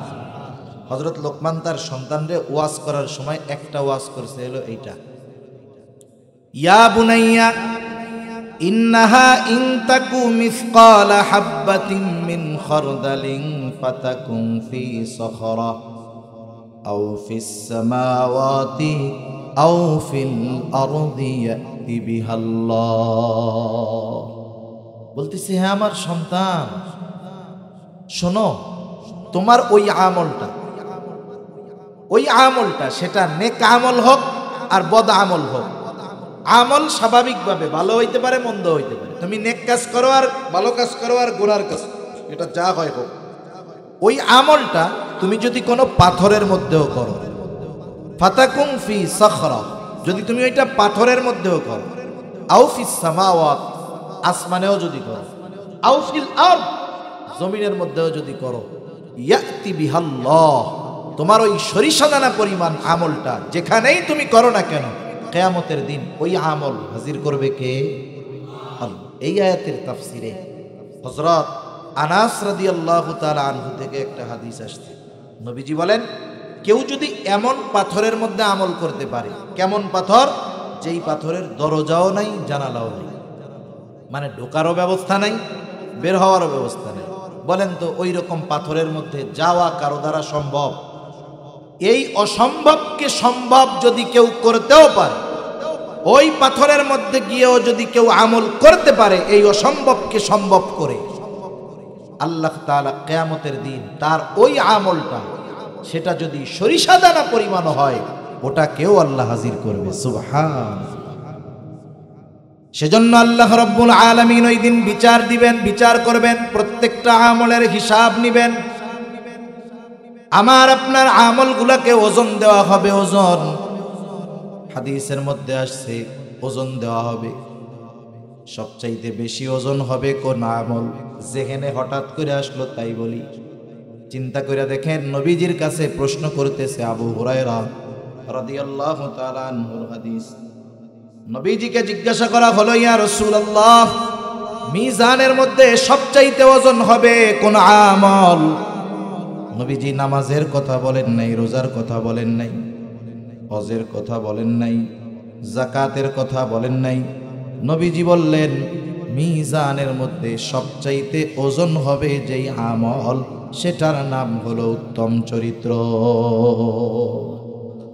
উত্তম আখলাকের ওজন সবচাইতে বেশি হবে। যেহেতু যুব সমাজের মাহফিল, কথাটা বলার দরকার, কারণ এখন দিন যাচ্ছে উত্তম চরিত্রের অধপতন খুব দ্রুততার সাথে ঘটতেছে, ঠিক কিনা বলেন? সব ক্ষেত্রেই ওস্তাদের সাথে ছাত্রের আচরণ, বড়র সাথে ছোটর আচরণ, বাবার সাথে ছেলের আচরণ, প্রতিবেশীর সাথে আচরণ, আত্মীয় স্বজনের সাথে আচরণ, দিন যাচ্ছে আরো খারাপ হইতেছে, ঠিক কিনা? কোন আমরা স্কুলে আমরাও পড়ছি, আমরা অমুসলিম শিক্ষকের কাছেও পড়ি, শিক্ষক হিসাবে তাকে যতটুকু শ্রদ্ধা করার দরকার করছে। সাইকেল চালাইছি, কোনোদিন কোনো ছাত্র দেখছি যে ওই শিক্ষক অমুসলিম হোক, একদিন পড়ছি, অথবা একই স্কুলে পড়ায়, আমাদের ক্লাস নাই, তারে দেখার সাথে সাথে অনেক দূর থেকে এই সাইকেল থেকে নেমে গেছে। যতটুকু সম্মান শ্রদ্ধা করার করছে, কোনো অপরাধ করতেছি, দুষ্টমি করতেছি, এমনি মুরব্বী আসতেছে তার সম্মানার্থে আর করি নাই। এখন তো যা হয় এগুলো বলার আর কিছু নাই। যাই হোক, আমাদেরকে উত্তম আখলাকের অধিকারী যদি হতে পারি, চেষ্টা যদি চালায়া যাই, ওইটা হবে মিজানের মধ্যে সবচাইতে ওজনদার এক আমল। সুবহানাল্লাহ। তাহলে আমল বড় কিনা এটা হবে না, গোনাও হবে না, আমলকে কি করা হবে? ওজন দেওয়া হবে, ওজন দেওয়া হবে। আর আমল তো ওজনদার হয় ইখলাস, সাথে সাথে নবীজির সুন্নাহ, এই দুইটার সংমিশ্রণ যেই আমলের মধ্যে ঘটে ওই আমলটা ওজনওয়ালা আমল হয়ে যায়। আর যদি ইখলাস না থাকে ওই আমল আমার নাজাতের তো কারণ হবেই না, বরং ওই আমলটা আমার জাহান্নামে যাওয়ার কারণ হয়ে দাঁড়াতে পারে, ঠিক কিনা বলেন? এজন্য আল্লাহ তাআলা আমাদের সব আমলগুলাকে ওজনদার আমল বানানোর তৌফিক আল্লাহ দান করুন, সকলে বলি আমিন। কারণ হাদিসের মধ্যে আসছে, আরে আল্লাহর রাস্তায় জিহাদ করছে, জীবন দিয়ে দিছে, শহীদ হয়ে গেছে, রক্তাক্ত অবস্থায় আল্লাহর সামনে উঠবে, আল্লাহ জিজ্ঞাসা করবে এই অবস্থা কেন? বলবে আল্লাহ দিন কায়েমের জন্য কাফেরের বিরুদ্ধে জিহাদ করতে করতে জীবন দিয়ে দিয়েছে। কেন করছিলেন? উদ্দেশ্যটা কি? টার্গেট কি? কারণ যুদ্ধের ময়দানে, জেহাদের ময়দানে যদি কেউ যায়, এখানে যদি দল হাইরাও যায়, আল্লাহর কাছে জিজ্ঞাসাবাদ করবেন আল্লাহ তাআলা। জিতলেও অসুবিধা নাই, হারলেও অসুবিধা নাই, যদি খালি নিয়ত ঠিক থাকে যুদ্ধ করতেছি কার জন্য। এজন্য আল্লাহর রাস্তায় যারা জেহাদ করে এরা কখনো হারে না, এরা মরলেও জয়ী, জিতলেও জয়ী। মনে করেন ওই যে যুদ্ধ করতেছে ইহুদিদের বিরুদ্ধে হামাস, এরা মরলেও জয়ী, জিতলেও জয়ী। সেজন্য ওরা মরতে ভয় পায় না। এজন্য গোটা দুনিয়ার সব শক্তি ওদের বিরুদ্ধে প্রয়োগ করা হচ্ছে, ওরা মাথা নিচু করে না, বলে মরলেও লাভ, জিতলেও লাভ। এখন দেখেন এটা কেন? এখন ইখলাস যদি না থাকে এক্ষেত্রে তো মরলে আর লাভ নেই। আল্লাহর রাস্তায় জিহাদ করে জীবন দিছে, উদ্দেশ্য আল্লাহর সন্তুষ্টি না, উদ্দেশ্য ছিল যে আমারে মানুষ বীর বলবে, বাহাদুর বলবে, প্রশংসা করবে। এই জন্য এখন দেখেন আল্লাহ তাআলা বলবে তুমি যে উদ্দেশ্যে যুদ্ধ করছো তা দুনিয়ায় পেয়ে গেছো, আমার তরফ থেকে কিছু নাই, তুমি চলে যাও, তোমার ঠিকানা জাহান্নাম। নাউজুবিল্লাহ। দান করবে দানশীল ব্যক্তি, আল্লাহ জিজ্ঞাসা করবে এত সম্পদ দিছি কি করছো? বলবে আল্লাহ দান করছি, এরে দিছি, ওরে দিছি, তারে দিছি, এই বানায় দিছি, সেই বানায় দিছি। কেন দিছো? বলবে আল্লাহ দিছি আপনার সন্তুষ্টির জন্য। আল্লাহ বলবে তোমার মনের খবর আমি জানি, তুমি দিছো যাতে তোমারে দানবীর বলে, তোমার প্রশংসা করে, যেজন্য দান করছো, দুনিয়ায় তো পেয়ে গেছে, যাও, আজকে কিছু নাই, ঠিকানা তোমার জাহান্নাম। আরে আলেমরে জিজ্ঞাসা করবে ইলম কেন শিখছো? কারিকে জিজ্ঞাসা করা হবে কোরআন কেন শিখছো? বলবে আল্লাহ আপনার সন্তুষ্টির জন্য। বলবে মিথ্যা কথা বলছো, তুমি কারি হইছো, আলেম হইছো, দুনিয়ার মানুষ তোমার তিলাওয়াতের প্রশংসা করবে, তোমারে বড় ওয়াইজ বলবে, বক্তা বলবে, মুফাসসিরে কোরআন বলবে, তোমার সুর শুনে মানুষ তোমার বাহবা দিবে। তুমি যে উদ্দেশ্যে ইলম অর্জন করছো দুনিয়ায় তো পেয়ে গেছো, এখন কিচ্ছু নাই, তোমার ঠিকানা জাহান্নাম, চলে যাও জাহান্নাম। সেজন্য আমল ওজনদার হয় ইখলাস এবং সুন্নাতের কারণে। আল্লাহ তাআলা আমাদের সব আমলগুলো ইখলাসের সাথে করার তৌফিক দান করুন। আল্লাহ তাআলা ওজনের সময়ের কথা স্মরণ করে দিয়া বলেন, বান্দা ওই দিন ওজন হবে, বিচার হবে, ফালা তুযলামু নাফসুন শাইআ, কারো প্রতি ন্যূনতম জুলুম করা হবে না, ও বিচার করা হবে না। ওয়া ইন কানা মিসকালা হাববাতিন মিন খারদালিন আতাইনা বিহা ওয়া কাফা বিনা হাসিবিন। সরিষা দানা পরিমাণ আমল যদি কেউ করে, আমল সহ তাকে হাজির করা হবে, হিসাব নেওয়া হবে। কাফা বিনা হাসিবিন, এই আলোকে কোন মুফাসসির বলেন মানুষকেও ওজন করা হবে, তার আমলকেও সাথে ওজন করা হবে। অবস্থাটা চিন্তা করে দেখেন কি হবে। যদি নেকের পাল্লাটা ভারী হয়ে যায় তাহলে তো সে সফল। আল্লাহ তাআলা সেই কথাই বলেন, ফাআম্মা মান ফাকুলাত মাওয়াজিনুহু ফাহুয়া ফি ঈশাতির রাদিয়া, সে তো আরামে স্বাচ্ছন্দ্যে অবস্থান করতে থাকবে। কিন্তু আফসোস, দুর্ভোগ তার জন্য যারা আমলনামায় গুনাহ বেশি হবে, ওজনটা কম হয়ে যাবে। ওয়া আম্মা মান ফাকুলাত মাওয়াজিনুহু ফাউম্মুহু ওয়া আম্মা মান খাফফাত মাওয়াজিনুহু ফাউম্মুহু হাওয়া। আর যার ওজনে হালকা যার হবে, কি নেকি যার ওজনে হালকা হবে, গুনাহ যার ভারী হবে, ফাউম্মুহু হাওয়া, তার মা হবে হাওয়া, মানে তার অবস্থান স্থল হবে ওই হাওয়া, জাহান্নাম তার অবস্থান স্থল হবে। মুফাসসিরিনে কেরাম বলেন সে জাহান্নামের কোলের মধ্যে থাকবে। ওই যে সন্তানকে যেমন মা কোলের মধ্যে জড়ায় রাখে, ওই রকম ভাবে যার ওজন হালকা হবে, নেক কম হবে, ও ওই রকম জাহান্নামের কোলের মধ্যে অবস্থান করবে। এজন্য আমাদের এই হিসাব করার দরকার, হিসাবের মুখোমুখি হওয়ার আগে হিসাব করার দরকার। এজন্য বুজুর্গানে দ্বীন আমাদেরকে কিছু সবক দেন, পরামর্শ দেন, জীবনের সাথে একটা হিসাব করার জন্য, মুহাসাবা করার জন্য। নিজের সাথে নিজে যদি প্রতিদিন আমরা হিসাব করি, তাহলে ওই হিসাবের দিন, ওজনের দিন ধরা পড়তে হবে না। কেমনে নিজের সাথে নিজে হিসাব করব? দেখবেন বড় বড় বাজার যেগুলো আছে, বড় বাজারের মধ্যে বড় ব্যবসায়ী বাড়িতে আসার 1 ঘন্টা আগে দোকান বন্ধ করে দেয়। 1 ঘন্টা দোকানের মধ্যে বৈশা আসে, মজা করে না। কি করে? সারা দিনের একটা হিসাব কিতাব করে। যে যেই ব্যবসা করে ওই ব্যবসার লাভ লসের ব্যাপারে তার অভিজ্ঞতা আছে। মনে করেন একজন সিমেন্টের ব্যবসা করে অথবা একজন চাউলের ব্যবসা করে, বলেন তো 1 লক্ষ টাকা বিক্রয় হলে কত টাকা লাভ হয়? ওই সিমেন্টের ব্যবসায়ী আর চাউলের ব্যবসায়ীর জানা আছে না নাই? চাউলের ব্যবসায়ী হিসাব করছে যে আমার 1 লাখ টাকায় 15,000 লাভ হয়েছে। দোকানদার যারা, এরা হিসাব করে সাধারণত বিক্রয়, বাকি আর ক্রয়, এই 3 হিসাব বেশি করে। এখন বিক্রয় হয়েছে 1 লাখ, লাভ আছে কত? 15,000, তাই না? এখন দেখে বাকির খাতায় গেছে 20,000।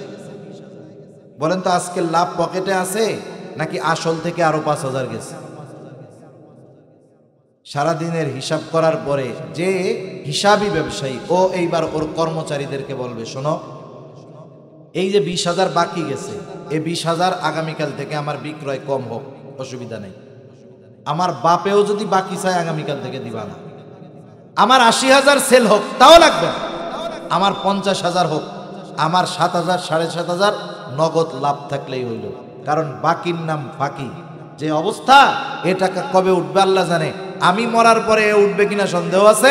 এখন আমার বাপ আইসাও আগামীকাল থেকে বাকি চাইলে বাকি দিবা না।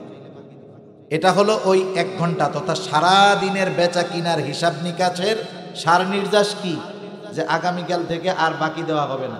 এই দেখেন, আজকের হিসাবের মাধ্যমে আগামী দিনের ব্যবসার কর্মপন্থা সে নির্ধারণ করে ফেলছে। এ হলো প্রকৃত ব্যবসায়ী। আর দেখবেন যেই ব্যবসায়ীর হিসাব নিকাশ নাই, বলে যখন মন চায় শাটার নামায় আবার চলে আসে।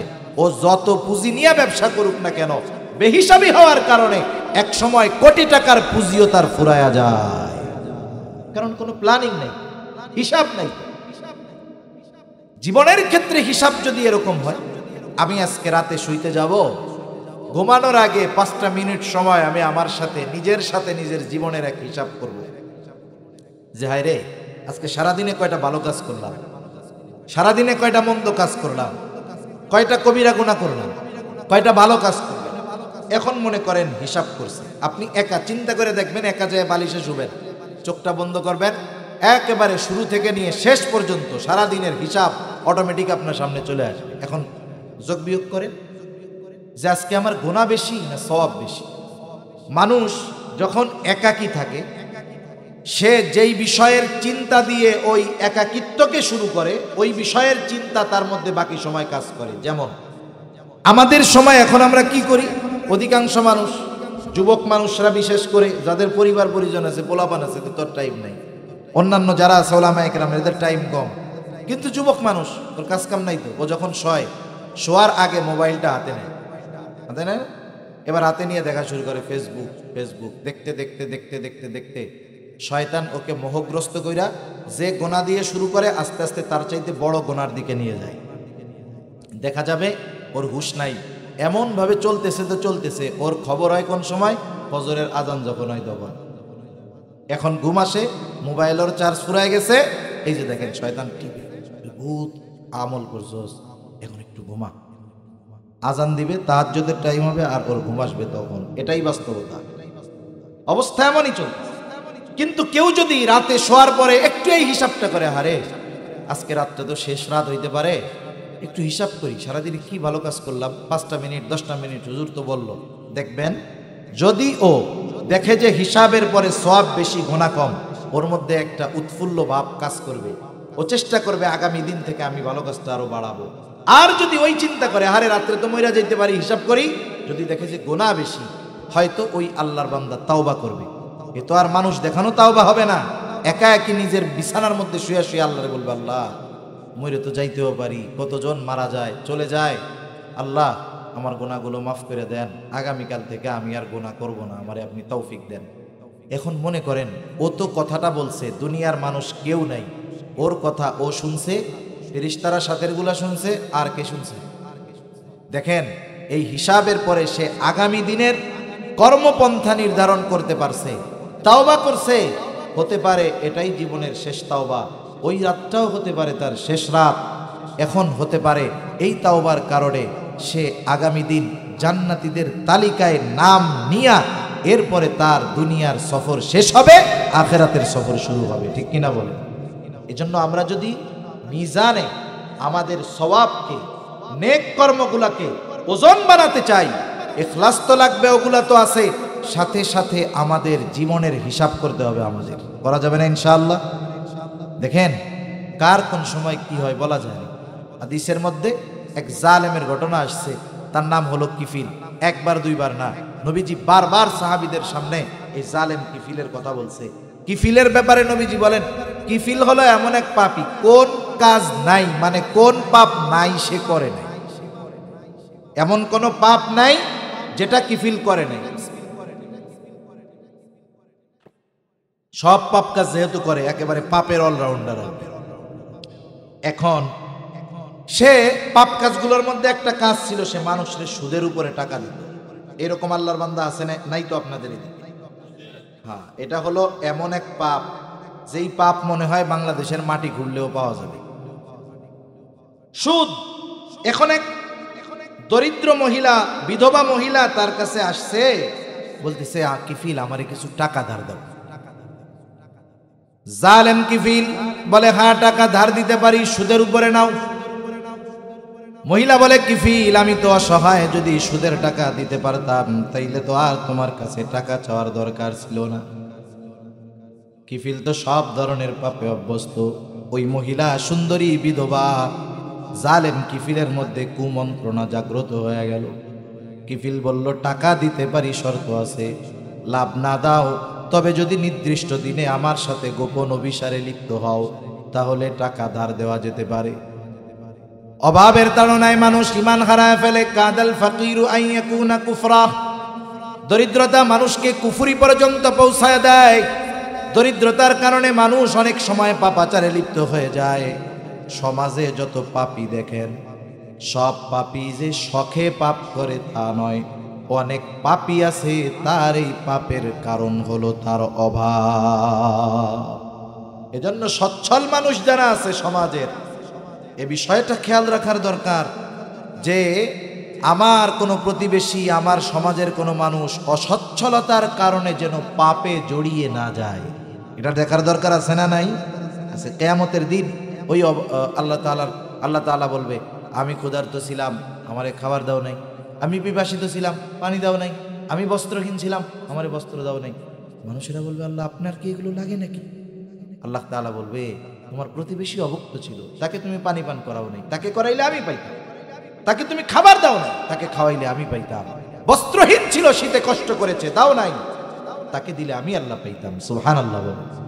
এই জন্য যেহেতু যুবক ভাইয়েরা করছে, এর সাথে অনেক কর্মজীবী যুবক ভাইয়েরা আছে, প্রবাসী যুবক ভাইয়েরা আছে, আপনাদের কাছেও আমার বিশেষ করে এই একটা অনুরোধ থাকবে, একটা যুব সংগঠন শুধুমাত্র একটা মাহফিলের মধ্যেই সীমাবদ্ধ থাকলে হবে না, আমাদের সামাজিক কর্মকাণ্ডের মধ্যেও জড়িত হতে হবে। ঠিক কিনা বলেন?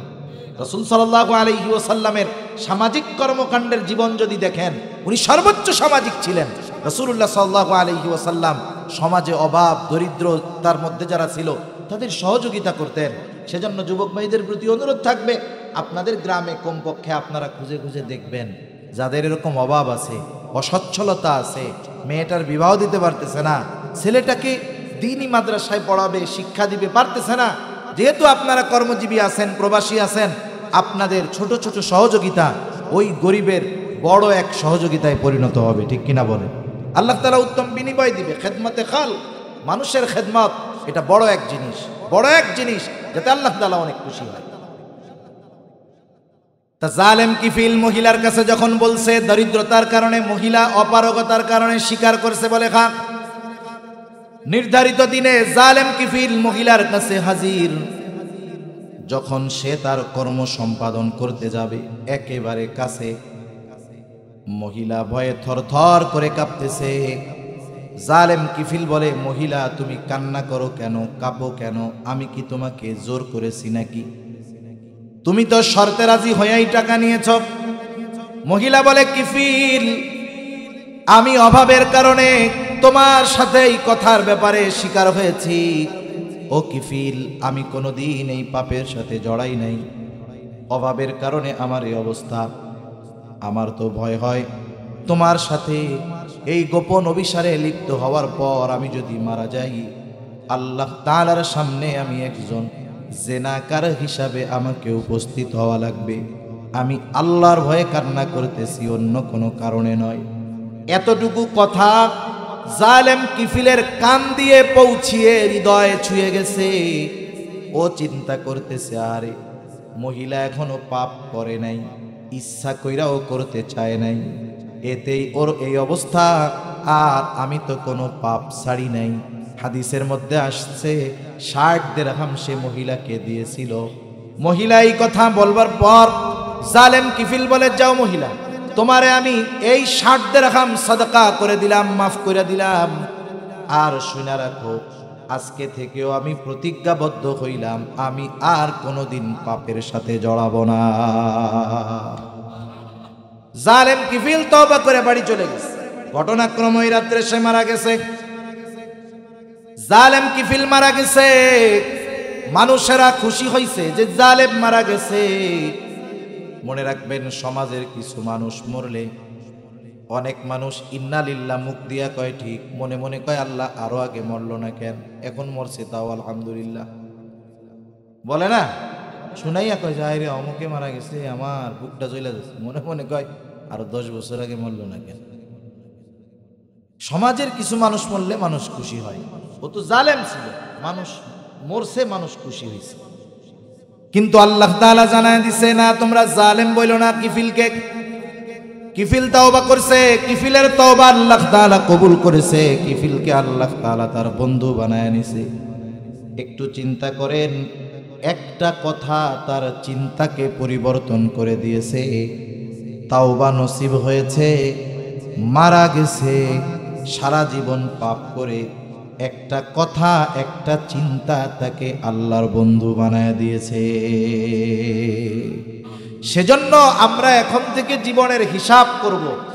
আল্লাহ তাআলার সামনে হিসাবে উপস্থিত হওয়ার আগে আমরা নিজেরা নিজেদের সাথে হিসাব করব না ইনশাআল্লাহ।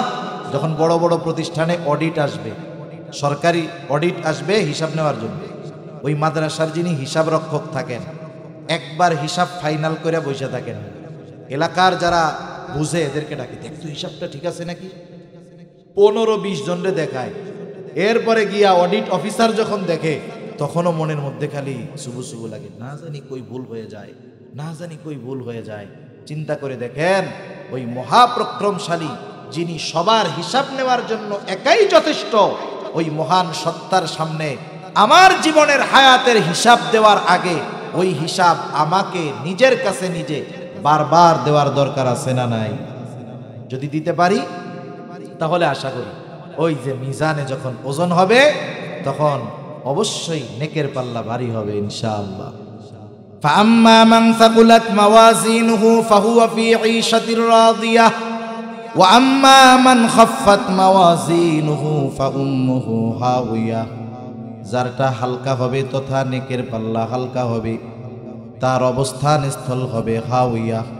আল্লাহ তাআলা বলেন, ওয়ামা আদরাকা মা হিয়া, আপনাকে কে বলবে সেই হাওয়া এটা আবার কি? আল্লাহ তাআলা বলেন, নারুন হামিয়া, এটা হলো প্রজ্বলিত এক অগ্নি। জাহান্নামের আগুন আর দুনিয়ার আগুনের মধ্যে তফাৎ আছে। জাহান্নামের আগুন দুনিয়ার আগুনের 70 গুণ বেশি শক্তিশালী। কত গুণ বেশি? 70 গুণ বেশি শক্তিশালী। আল্লাহ তাআলা এই আগুনকে দুনিয়ায় পাঠানোর আগে এখন যেই আগুন আছে, মানে জাহান্নামের আগুনের পাওয়ারের 69 ভাগ বাদ দিয়া ওই আগুনটাকে 2 বার সমুদ্রে ওয়াশ করছে। কয়বার? 2 বার। এরপরে দুনিয়ায় পাঠাইছে। এই হলো এই অবস্থা। তাহলে চিন্তা করেন জাহান্নামের আগুনের প্রজ্বলন ক্ষমতা কত বেশি। ওই আগুনের মধ্যে দেওয়ার সাথে সাথে কি অবস্থা হবে আপনারা মাঝে মধ্যে আগ্নেয়গিরি দেখেন না? আগ্নেয়গিরি, আগুনের পাহাড়। মনে রাখতে হবে সমুদ্রের তলদেশ পুরো আগুন দিয়ে ভরা। সমুদ্রের তলদেশে কি আগুন দিয়ে ভরা। এটা বিজ্ঞান বলতেছে যে পৃথিবীতে আমরা পাহাড়ের যে আগ্নেয়গিরিগুলো দেখি এগুলো কিছুই না। ভিসুভিয়াস আগ্নেয়গিরি এগুলো স্যাম্পল ব্যাপার, কিন্তু এর চাইতে কল্পনাতীত শক্তি নিয়ে সমুদ্রের তলদেশে যে সমস্ত আগ্নেয়গিরি আছে দেখেন না, ওর মধ্যে ফালাই দিলে লোহা মুহূর্তের মধ্যে তরল আগুন বের হয়, তরল হয়ে যায়। এ হলো দুনিয়ার আগুনের এই অবস্থা। তাইলে জাহান্নামের আগুনের অবস্থাটা কেমন হবে এটা একটু চিন্তা করে দেখেন। আর হাওয়া, এই আগুনের গর্তের মধ্যে এটা খুব গভীর হবে, উপর থেকে ফালায়া দিবে একেবারে তলদেশে যায় পৌঁছাতে হবে। ওখানে হবে এই ওজনে যাদের হালকা হবে, নেকের পাল্লা যাদের হালকা হবে তাদের এই পরিণতি, গুনার পাল্লা যাদের ভারী হবে তাদের হবে এই পরিণতি। এখন বলেন, আমরা যদি এই সূরাগুলার আলোকে, আসলে আর একটা ব্যাপার হলো এই যে কোরআনুল কারীমের শেষের দিকের সূরাগুলো যেগুলো আমরা নামাজে পড়ি 15-20টা সূরা, এই সূরাগুলো কমপক্ষে ভালো মতো মুখস্থ করিয়া এগুলোর অনুবাদ জানা, ইমাম সাহেব আছে, ওলামায়ে কেরাম আছে, এগুলোর একটু ব্যাখ্যা জানা। কারণ দেখেন, আপনি আমি যখন নামাজ পড়ি আর বুজুর্গানে দিন যখন নামাজ পড়ে এদের নামাজের মধ্যে তফাত আছে। কেন তফাত হয়? ওনারা যখন সূরা ফাতিহা পড়ে বা কোনো সূরার আয়াত পড়ে, শব্দ পড়ে, প্রত্যেকটা শব্দ মুখে উচ্চারণের সাথে সাথে ওই শব্দের গোটা কথা জেহেনের মধ্যে চলে আসে। আল্লামা আনোয়ার শাহ কাশ্মীরি রহমাতুল্লাহি আলাইহি, নাম শুনছেন না আপনারা? উনি একবার একটা দেখলে 40 বছর মনে থাকতো। সুবহানাল্লাহ বলেন, 40 বছর মনে থাকতো। উনি কিন্তু কোরআনে হাফেজ না, কিন্তু কোরআনের কোন জায়গা বাকি নাই যে ওনার মুখস্থ নেই। কথা বুঝতে পারছেন কেন এরকম হইতো? কারণ আমরা তো রিডিং পড়ে যাইতেছি ধুমছে। রোজার মাসে আমরা চিন্তা করি কে কয় খতম দিতে পারলাম, বুঝি আর না বুঝি যা হয় হোক। কিন্তু উনি শুধু একটা শব্দ পড়তেন না, ওই শব্দের গভীরে ঢুকে যাইতেন। কারণ আরো কথায় কথা তো আসে, আমাদের দেশে কিছু মিস্টার মৌলানা চিনেন নাই? বুঝেন নাই? আরে আমাদের দেশের এই 40 বছর হাদিস পড়াইয়া হুজুর আহলে হাদিস হইতে পারে নাই, কিন্তু আমাগো দেশে বাংলা বইরা সূরা ফাতিহা শুদ্ধ নাই, উনি হয়ে হলো আহলে হাদিস। একটা জিনিস মনে রাখতে হবে, আপনি আমি কোরআন শরীফের তরজমা দেখা শুধু অর্থ দেখতে পারবো। মানুষ অনুবাদ পড়ে, অর্থ পড়ে, দেখে, ঠিক আছে অর্থ, কিন্তু শাব্দিক অর্থের সাথে সাথে ওই শব্দগুলোর একটা অন্তর্নিহিত অর্থ আছে। শাব্দিক অর্থ চোখ দিয়ে দেখা যায়, মুখ দিয়ে পড়া যায়, মুখ দিয়ে বলা যায়, কিন্তু ওই শব্দটার অন্তর্নিহিত অর্থ হৃদয় দিয়ে বুঝতে হয়। আর এটা বোঝার জন্য ওই শব্দ তথা ওই ভাষার পূর্ণ পাণ্ডিত্য অর্জন করতে হাদিসের কিতাবের ইবারত পড়ার আগে প্রায় 4-5 বছর, 5 বছরের কম হবে না, 5-6 বছর একেবারে আরবি সাহিত্য ব্যাকরণ নিয়ে পড়ার পরেও একজন আলেম বলতে পারে না যে আমি আরবি সাহিত্যে তথা আরবি ভাষার উপরে পূর্ণ পাণ্ডিত্য অর্জন করতে পারছি। অথচ হায় হায় অনুবাদ পড়াই, মানে এমনি আরবির থেকে নিজে বাংলা করতে পারবে না, কিন্তু মানে বাংলা করাটা নিজে পড়া, আর একজন বাংলা করছে ওইটা পড়ে উনি শায়েখ হয়ে গেছে, আহলে হাদিস হয়ে গেছে। মনে রাখবেন, এইরকম যারা আছে এরা নিজেরা তো বিভ্রান্তিতে ডুবছে, আমাদেরকেও ডুবাইয়া ছাড়বে, এজন্য সাবধান। তা দেখেন আহলে হাদিস হয়ে গেছে, কোন কথার থেকে গেলাম আল্লাহ তাআলাই জানে। যে শব্দের অন্তর্নিহিত অর্থ এটা বোঝার জন্য তো আলেম হওয়ার দরকার, এটা বোঝার জন্য মেহনত করার দরকার, এটা বোঝার জন্য নিজে ওই গবেষণার মধ্যে ডুবে থাকার দরকার। তা কোন কথার থেকে গেলাম? এর আগে জানি কি কইছিলাম? শেষের সূরাগুলো, হ্যাঁ এই মূল কথা এইটা। তা দেখেন, আমরা তো পড়ি, রিডিং পড়ে যাচ্ছি, আমরা কিন্তু কথা কিছু বুঝতেছি না। আমি প্রয়োজনে বাড়ির থেকে অনুবাদটা মুখস্থ করব, এরপর ইমাম সাহেবরে যাই বলবো হুজুর আমার এই ব্যাখ্যাগুলো একটু বুঝাইয়া দেন। তখন কি হবে? আপনি বুইজা সূরা ফাতিহাটা নামাজে পড়েন, আর সূরা ফাতিহা সহ অন্যান্য ছোট ছোট সূরাগুলো যখন আপনি অর্থ বুঝবেন, এর ব্যাখ্যা উলামায়ে কেরামের কাছ থেকে বুঝবেন, এরপরে আপনি ওই সূরাটা নামাজে পড়া দেখেন, হায় হায়, তখন আপনার কাছে আর ক্লান্তি লাগবে না। তখন যদি ইমাম সাহেব বড় সূরার অনুবাদ যদি মুখস্থ আপনার থাকে, ওই সূরা যদি ইমাম সাহেব নামাজে পড়ে আপনার কষ্ট লাগবে না। আমাদের দেশে দেখেন না, একটু সূরা লম্বা হইলেই কিন্তু কাশাকাশি শুরু হয়ে যায়। কিন্তু কত জায়গায় লম্বা সূরা পড়তেছে, ধীর স্থিরতার সাথে শুনতেছে। কেন? ওই ভাষার অর্থ মর্মার্থ তাদের বোঝা আছে। এজন্য শেষের এই সূরাগুলো কমপক্ষে আমরা পড়ব, জানব, ওলামা ইকরামের থেকে ব্যাখ্যা জানব, এবং এর শিক্ষা আমরা আমাদের জীবনের সাথে ফিট করব। তাহলে আশা করা যায় জীবন সুন্দর হবে, পরকাল সুন্দর হবে, আমাদের ইবাদত সুন্দর হবে। আর ইবাদতগুলো যখন আল্লাহর জন্য হবে, তখন মিজানে যখন ওজন দেওয়া হবে, দেখা যাবে আমল অল্প কিন্তু এটার ওজন অনেক বেশি। ঠিক কিনা বলেন? আরে তুলা যদি এক বস্তা দেন, কতখানিক জায়গা লাগে না? এখন দেখা যাবে ওই তুলার ওজন হলো 3 কেজি। 3 কেজি জায়গা খায় কতটুকু? এতটুকু। সেজন্য ইখলাসওয়ালা আমলের ওজন বেশি, মিজানের পাল্লায় ওগুলোর ওজন বেশি ভারী হবে। আর পরকালের কথা বেশি বেশি চিন্তা করব, কারণ যে যত পরকালের প্রতি বেশি বিশ্বাসী, কিয়ামতের ভয় যার অন্তরে যত বেশি, দুনিয়ার আমল তত তার সুন্দর। দুনিয়ার নিয়ম এটা, যার জবাবদিহিতা আছে, যেই জিনিসের জবাবদিহিতা আছে, দেখবেন অপরাধ যদি হয় সমাজে, যদি জবাবদিহিতা থাকে, সঠিক শাস্তি প্রয়োগ থাকে, অপরাধ কমে না বাড়ে? স্বাভাবিক কমে।